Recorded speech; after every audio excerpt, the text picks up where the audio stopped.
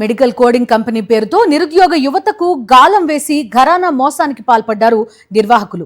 నంద్యాల పద్మావతి నగర్లో medical billing సంస్థను నిర్వహిస్తున్నట్టు office open చేసిన Imran, Venkata Madhusai, Vignesh work from home పేరుతో ఉద్యోగం చేసుకునే అవకాశం కల్పిస్తామన్నారు.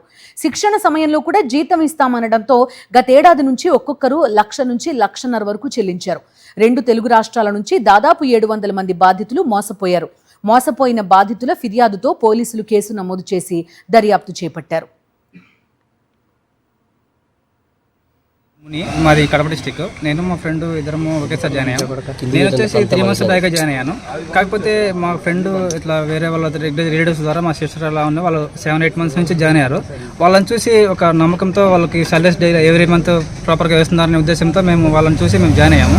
కానీ ఈ 2 months 3 months నుంచి ఒకరికి శాలరీ లేదు.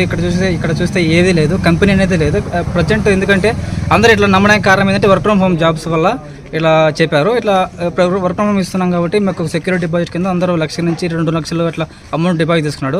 నేనైతే 67,000 పే చేశాను. నేను కూడా విత్ స్క్రీన్ షాట్లు అన్ని ప్రూఫ్ ఎవ్రీథింగ్ అందరి దగ్గర ఉన్నాయి.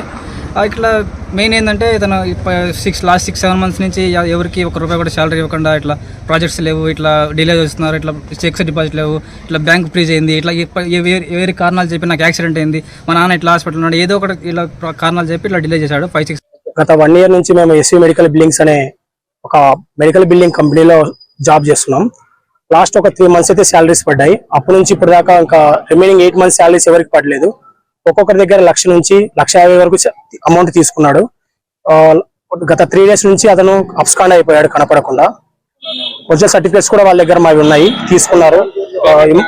పేమెంట్ ట్రాన్సాక్షన్ కూడా మా దగ్గర హిస్టరీస్ అన్ని ఉన్నాయి, అవి కూడా మీకు ఇస్తాం అందరికి. మొత్తం 600 నుంచి 700 మంది దాకా బాధితులు ఉన్నారు.